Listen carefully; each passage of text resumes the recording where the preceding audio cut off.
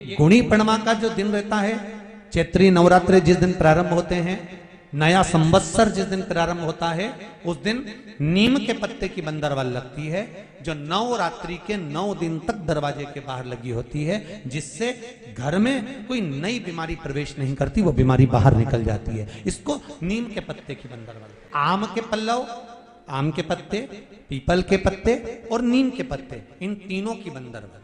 ये बंदरवाल दशहरे के दिन लगती है।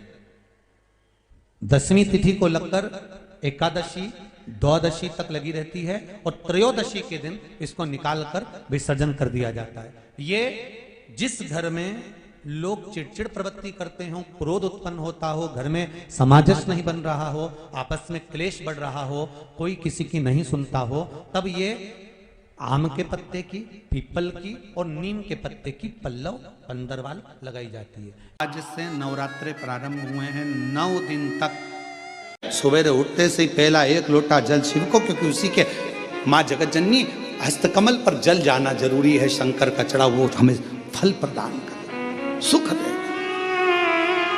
आनंद का दे। आज से नवरात्रे प्रारंभ हुए हैं। 9 दिन तक, नवरात्रि के 9 दिन, अगर आपको ऐसा लगता है कि शिवजी आप बाबा मेरी नहीं सुन रहा, बहुत संघर्ष का जीवन चल रहा है, बहुत परेशानी का जीवन चल रहा है, बहुत कष्ट का जीवन चल रहा है और कोई मंजिल, कोई राह, कोई मार्ग दिख ही नहीं रहा, तुम्हारा कैसा भी दुख है, जो आज गुप्त नवरात्रे प्रारंभ हुए हैं, आज से 9 दिन तक का एक नियम ले लो में कि मुझे शिवजी के मंदिर में अशोक सुंदरी वाली जगह पर एक बेलपत्र माँ हेमवती माता के नाम से, कौन सी माता?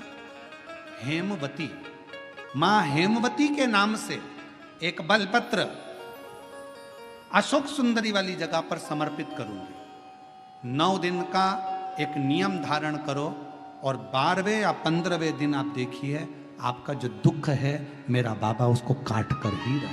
यात्रे जो आज से प्रारंभ हुए हैं, यात्रे में हेमवती माता का स्मरण करना, एक बेलपत्र का पूजन करना, या एक बेलपत्र के वृक्ष के नीचे आप 9 दिन तक भी, अगर मंदिर तक भी नहीं जा सकते, मंदिर में आप बेलपत्र रखने नहीं जा सकते, तो आपके घर के आंगन में, द्वारे पर, बगीचे में, आपके घर के आंगन में, द्वारे पर, बगीचे में, आपके घर के पास अगर कोई बेलपत्र का पौधा है, वृक्ष है, उस बेलपत्र के वृक्ष के सामने एक बेलपत्र का पत्ता रखकर भी अगर आप उस पर जल चढ़ा रहे हैं या पूजन कर रहे हैं हेमवती माता के नाम से, तो उसका फल आपको मिलेगा। और मान लो बेलपत्र का वृक्ष भी नहीं है, हम मंदिर भी नहीं जा सकते, हम कहीं नहीं जा सकते, घर से बाहर कैसे निकलें?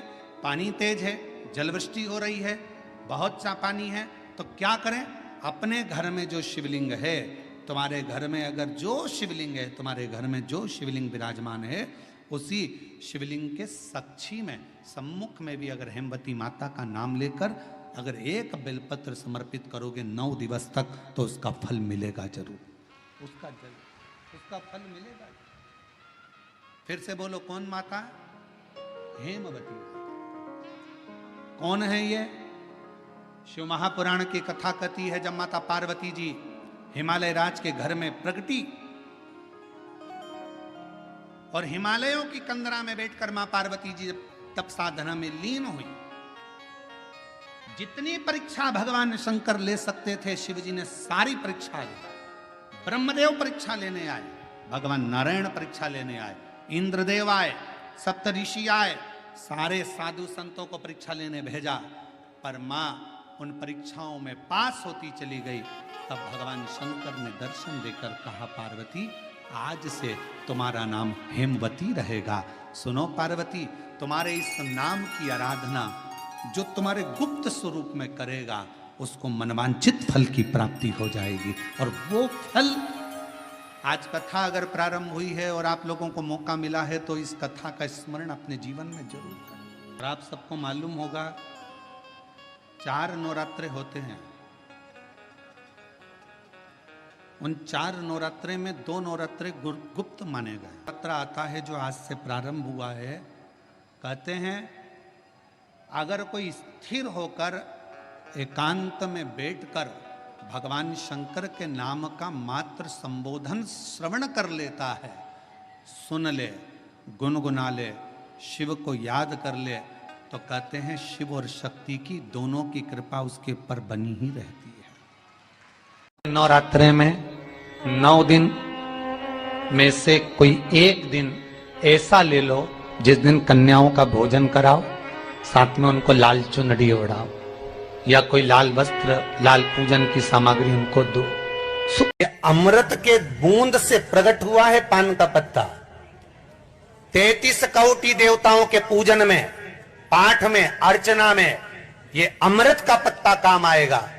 जिस जल के पात्र में यह पत्ता रखा रहेगा वो जल क्षीर सागर के अमृत तुल्य हो जाएगा। क्षीर सागर के अमृत तुल्य। घर में लड़ाई चल रही है, क्रोध हो रहा है, विवाद हो रहा है, आपस में परिवार टूट रहा है, विवाद हो रहा है, पति पत्नी में झगड़ा हो रहा है, अदालत तक बात पहुंच गई, तलाक तक बात पहुंच गई, तो भी अगर एक श्रीफल को लेकर घर में घुमाकर उस पे लच्छा लपेटकर तुमरुका जी का नाम लेकर जिस पति पत्नी में झगड़ा और उसके नाम का मोली लच्छा, लच्छा जानते हो मोली जो हाथ में बांधते हैं, नाड़ा, उसको लपेट कर अगर शंकर जी के मंदिर में ले जाकर उसको समर्पित कर दिया जाए तुमरुका जी के नाम से, तो पति और पत्नी में बैर होना समाप्त हो जाता है, दोनों में प्रेम बढ़ जाता है। तलाक की भी बात चल रही हो तो दोनों में प्रेम हो जाता है। तलाक नवरात्रे चाहे चैत्र के आए नवरात्रे, चाहे सर्दियाँ आए, चाहे गुप्त नवरात्रे आए, उसमें शंकर भगवान की जितनी जितनी आराधना करोगे उतनी उतनी जगत जननी जगदम्बा दुर्गा प्रसन्न होती चली जाती है और वर देती चली जाती है, उतनी।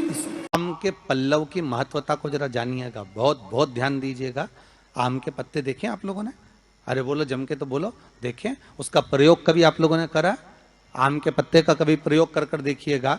अभी तो नवरात्रि चल रही है, नवरात्रे में जब 5वां दिन नवरात्रे का रहे, चैत्री नवरात्रे का 5वां दिन रहे, और मान लो कि आपके घर में किसी बच्चे की, लड़के की या लड़की का या मंगल विवाह नहीं हो रहा हो या शादी नहीं हो रही हो, या उस लड़के लड़की के लिए बहुत प्रयास कर लिया आपने और उसकी शादी हो ही नहीं रही, अथक प्रयास आपने कर लिया और उसका मंगल विवाह नहीं हो रहा, तो ये देवी भागवत में स्पष्ट कहा गया है, देवी भागवत में वर्णन किया गया है, देवी भागवत में वर्णित किया गया। और देवी भागवत में कहा गया कि आम का जो पत्ते होते हैं, आम का जो पत्ता होता है, आम का जो पल्लव होता है, उस आम के पत्ते पर हल्दी और सिंदूर, इन दोनों से स्वस्तिक का निर्माण किया जाए। देवी भागवत का संवाद है, बहुत ध्यान देना महाराज। जिन कन्याओं का विवाह ना हो पंचमी के दिन, नवरात्रे की कोई सी भी पंचमी, मतलब जो पंचमी तिथि पड़ेगी, कोई भी नवरात्र हो, चाहे वो 4 नवरात्रे में से, चाहे वो पौष का हो, अश्विन का हो, चैत्र का हो, आषाढ़ का हो, किसी भी नवरात्रे में आप कर सकते हैं। एक पान के पत्ते पर, एक ही पत्ते पर जो 2 स्वस्तिक बनेंगे, एक हल्दी का बनेगा, एक सिंदूर का बनेगा। बस अंतर इतना है, जो हल्दी का स्वस्तिक है उस पर कंकु के चावल अर्थात रौली के चावल, रोली कुंकू के चावल रखना है, और जो सिंदूर का है उस पे हल्दी के चावल रखना। इतना रखकर जिस लड़का लड़की का विवाह नहीं होता उसकी हथेली पर रखकर उसका नाम और गोत्र बोलकर महाराज उसको ले जाकर नीम के पेड़ के नीचे उसको रख दिया जाता है। मात्र 3.5 या 4 महीने ऐसे रहते हैं जिसके अंदर उस लड़का लड़की का विवाह पक्का हो जाता है। जिसका विवाह नहीं होता केवल उसी के लिए, जिसका मंगल विवाह ना हो रहा, आम के पल्लव में शिव का वर प्रदान है, आम के पल्लव में शंकर का आशीर्वाद। इसका वर है ये शंकर का। 11 आम के जो पत्ते जिस डाली में लगे होते हैं, वो डाली कोमल सी डाली, 11 टुकड़े महाराज एक कच्चे सूत से लपेटकर 11 बार उसका भाग, जब उसको लपेट लोगे इस तरह से इकट्ठा करके, आगे का जो भाग है, 11 बार कच्चा सूत लपेटने के बाद जो भाग पीछे का आगे का कोई भी हो, उसको शहद में डुबाकर शिव जी को समर्पित कर दो। किस जगह पर रखना है? अशोक सुंदरी वाली जगह। अशोक सुंदरी की जगह जानते हो आप लोग, पहले भी आपको बताया है, आज फिर आपको वर्णन कर दें। जैसे ये गोल जलाधारी है, ये शिवलिंग रखा है, ये दो जहां से पानी बह रहा है बाबा के चरणारविंद, राइट में श्री गणेश जी का स्थान, लेफ्ट में कार्तिकेय का स्थान, बीच में अशोक सुंदरी की जगह। शंकर भगवान की 6 लड़कियां हैं। भगवान शंकर के 13 बच्चे, 13 बच्चों में से 6 लड़कियां, उस 6 लड़कियों में से एक लड़की का स्थान, भगवान शंकर की एक बेटी का स्थान, अशोक सुंदरी का स्थान सामने है। पद्म पुराण में स्पष्ट किया ये स्थान अशोक सुंदरी का। शंकर भगवान की जलाधारी में पार्वती जी का हस्तकमल, ऊपर से जो एक एक बूंद पानी गिरता है, ये शंकर भगवान की 5 लड़कियों का स्थान है। जया, विषहरा, शामरी बारी, दौतली और देव। शंकर भगवान की 5 लड़कियां भगवान शंकर के मस्तक पे जल की धार गिरा रही हैं।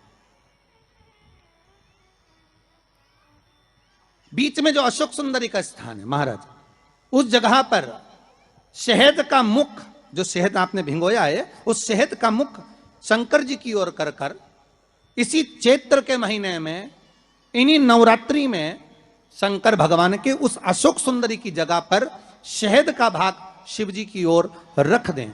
महाराज, अगर घर में संपदा की कमी हो या कोई पैसा खा गया हो, रुपया नहीं दे रहा हो, पैसा अटक गया हो, तो उस शहद को शिव जी की ओर मुख कर कर उस आम के पल्लव की जो डंडी है उसको 11 डंडी को वहां रख दीजिए और उससे अपनी कामना कर कर आ जाइए। हो सके उस शहद में से थोड़ा सा शहद किसी रुमाल पर, किसी कपड़े में लगाकर उसको रख लीजिए। जिस व्यक्ति से पैसे लेना है, जिस व्यक्ति से पैसे मांग रहे हो, उससे एक बार जाकर मिल लीजिए, एक बार उसको खबर कर दीजिए। बाबा चाहेगा भोलेनाथ तो नवरात्रि में ही पैसा वापिस आ जाएगा, अगर शिव कृपा कर दे। ये बाबा की करुणा। आम का पल्लव कोई साधारण नहीं जिसको कलश के ऊपर रखा जाता है, शिव की कृपा। जिस आम के पेड़ पर स्वयं कामदेव चढ़कर भगवान शंकर के तीसरे नेत्र द्वारा जलकर भस्म हो जाते हैं, वो आम का पेड़ साधारण नहीं हो सकता।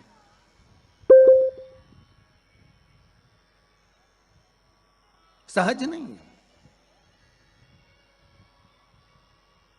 और वैसे भी शिव शिव है। घर में ज्यादा रोग हो, बीमारी हो, ज्यादा तकलीफें आ रही हो, कष्ट बढ़ रहा हो, बीमारियां बढ़ रही हो, या भय लग रहा हो, डर लग रहा हो, हृदय चित्त में कहीं ना कहीं आपको भय का भान हो रहा हो, तो एक लोटा पानी, एक कलश में जल भर कर रख लीजिए और रात भर उसको रखे रहने दो। नवरात्र चल रहा है, उस कलश को रात भर रखकर सुबह सुबह उस कलश में एक बेलपत्र डालकर उस जल को नीम के पेड़ के नीचे, जहां चैत्री नवरात्रि में नीम के पेड़ के नीचे सारी विद्याएं, आद्य शक्तियां, सारी देवी उस नीम के पेड़ के नीचे विराजमान रहती हैं। उस कलश में एक बेलपत्र डालकर रात भर रखकर उस जल को पूरे घर में घुमाकर उस नीम के पेड़ के नीचे समर्पित कर दीजिए। महाराज, घर में भय लगना बंद हो जाएगा, कोई बड़ी बीमारी आपको घेरेगी नहीं और उस बीमारी से, उस रोग से आप मुक्त रहेंगे। उस बीमारी से, उस रोग से आप मुक्त पाएंगे। वो बीमारी आपको घेर नहीं। विश्वनाथ को कुछ नहीं चाहिए, मेरे शंकर को चाहिए क्या? अगर आपके जीवन में ऐसा लगे कि बहुत बड़ी बीमारी आ गई और आपके घर का व्यक्ति वेंटिलेटर पर पड़ा हुआ है, तो शमी के वृक्ष के फूल ले आओ 7, और शमी के वृक्ष के 7 फूल लाकर एक एक फूल शंकर भगवान को श्री शिवाय नमस्तुभ्यम कहकर उस व्यक्ति के लिए जो पड़ा हुआ है, अंतिम सांसें गिन रहा है, जिसको अटैक आ गया, अंतिम सांसों में जो गिन रहा है, उसके नाम से भगवान शंकर पर चढ़ाना प्रारंभ कर दो। मात्र 7 पुष्प, उस शमी के वृक्ष के 7 पुष्प आप शिव को समर्पित करिए, उसका नाम और गोत्र बोलकर, और भगवान शंकर का मूल मंत्र श्री शिवाय, जम के बोलिए श्री शिवाय नमस्तुभ्यम बोलकर एक एक शमी का फूल शंकर पर चढ़ाना प्रारंभ कर दो। फिर आगे वो विश्वनाथ की मर्जी है, वो प्राण कैसे लेकर वापिस आता है, उस काल से छुड़ाकर महाकाल कैसे लाता है, ये वो जाने। आपका फर्ज केवल आप अदा करिए।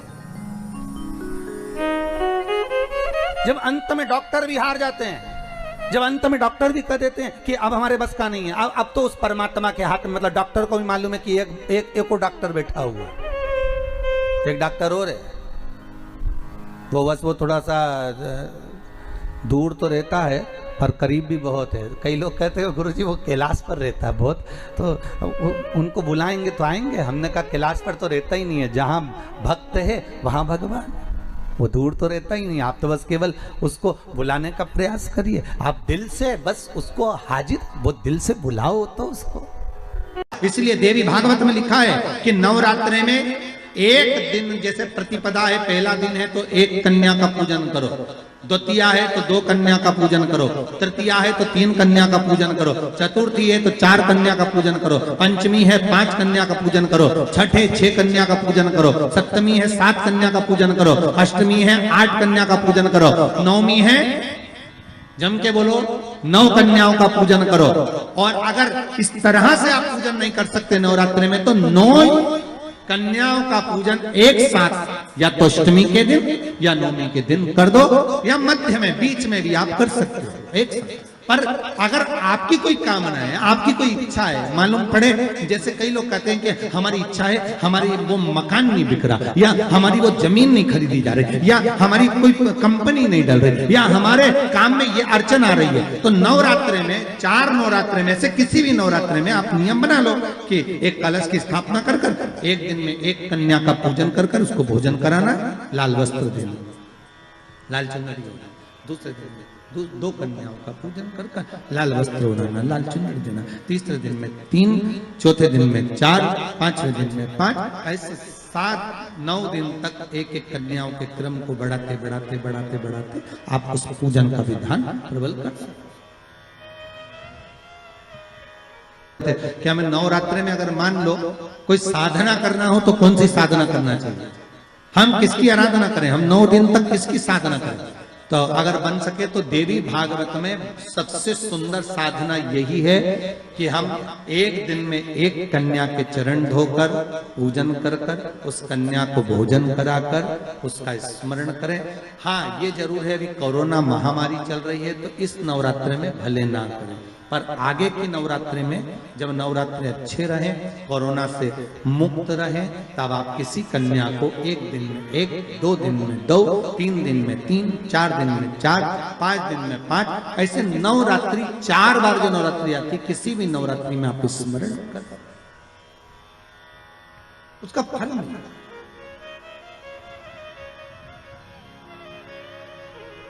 उसका फल होगा।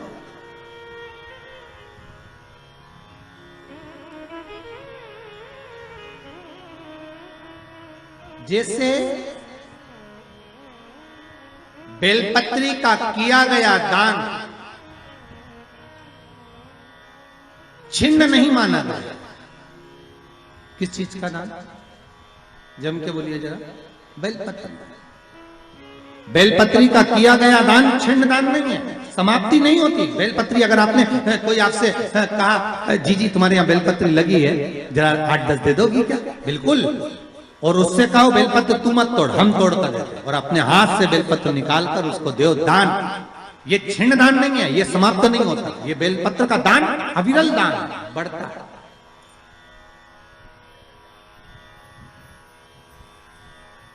सुख का भान करता,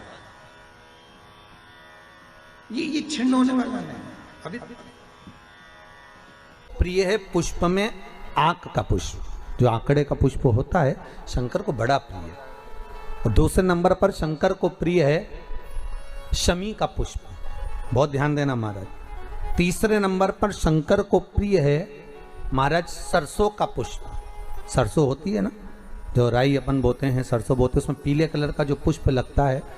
हमारा तो निवेदन रहता है जब तक सरसों आए तो प्रयास करा करो कि सरसों के 108 पुष्प शंकर भगवान पर चढ़ाना प्रारंभ कर दो। महाराज ये पक्का है कि वर्ष भर कोई बड़ी बीमारी आपको घेर नहीं सकती अगर सरसों के फूल शिव को चढ़ रहे हैं तो। और प्रयास करना कि सरसों का जो पुष्प होता है, सरसों का जो फूल होता है महाराज, अगर कोई व्यक्ति को किडनी या लीवर से जुड़ी हुई कोई तकलीफ होती है, या किसी व्यक्ति का एक्सीडेंट हो गया होता है और उसका कोई अंग रह गया हो, कोई शरीर का कोई भाग रह गया और वो काम नहीं कर रहा हो, जैसे किसी के पांव रह जाते हैं एक्सीडेंट के बाद, किसी का हाथ रह जाता है, या कोई अंग काम नहीं कर रहा हो, वहाँ ब्लड पहुँच नहीं रहा हो, वो जगह एकदम सुन्न हो गई हो, खाली पड़ गई हो, तो उसके लिए शिव महापुराण की कथा कहती है कि सरसों के पुष्प 11 शंकर जी के राइट भाग में, जहाँ शिव जी के गण दरवाजे के द्वारपाल मणिभद्र जिस जगह पर निवास करते हैं, कौन निवास करते हैं? मणिभद्र। शंकर जी के दरवाजे के द्वारपाल हैं मणिभद्र जी। तो मणिभद्र दरवाजे के द्वारपाल में राइट भाग में मणिभद्र जी विराजते हैं। मतलब राइट भाग कौन सा हुआ? जब आप मंदिर से बाहर निकलेंगे तो राइट भाग, मंदिर में प्रवेश करेंगे जब राइट नहीं होना चाहिए, आप मंदिर से जब जाएं तो राइट भाग। मतलब आप मंदिर से राइट से जाएंगे तो शंकर जी का भी राइट हो जाएगा, क्योंकि शिव जी ऐसे बैठे हैं तो शंकर जी का भी राइट हो गया, देवता उनका भी राइट हो गया, तो राइट भाग सीधा हाथ मणिभद्र जी का स्थान। 11 सरसों के पुष्प मणिभद्र के उस द्वार पर आप रख दीजिए, और मणिभद्र के द्वार पर रखकर अंदर जाकर 108 वापिस जब आप बाहर निकल रहे हैं, ये पुष्प आप रखने के बाद एक बार बाहर जाएंगे, फिर वापिस आएंगे मणिभद्र के रखने के बाद, और अंदर जाकर 108 सरसों के पुष्प शंकर को समर्पित करेंगे महाराज। उस सरसों के पुष्प जो शिव जी को आप समर्पित कर रहे हैं उसको वापिस लेकर आएंगे, श्री शिवाय नमस्तुभ्यम बोलकर उस सरसों के पुष्प को महाराज सरसों के तेल की बोतल में उसको डाल लीजिए। शंकर भगवान को किसी भी प्रदोष में, शाम के समय प्रदोष काल में उस तेल को वापस ले जाकर चढ़ा दीजिए शिव जी को, उसको वापस लेकर आ जाइए। उस तेल का प्रयोग आप नाभि में डालिए, और जो शरीर काम नहीं कर रहा उस स्थान पर कम से कम 15 दिन 20 दिन तक उसकी मालिश करना प्रारंभ करिए। बाबा चाहेगा तो चलाने का प्रयास कर देगा और वो अंग, वो शरीर काम करने लगेगा। मणिभद्र का स्मरण, श्री शिवाय नमस्तुभ्यम, सब बोलिए एक बार जमकर, श्री शिवाय नमस्तुभ्यम। भगवान शिव के मंत्र का स्मरण कर कर करते सरसों का जो पुष्प है उसमें आनंद की अनुभूति है, आनंद के लिए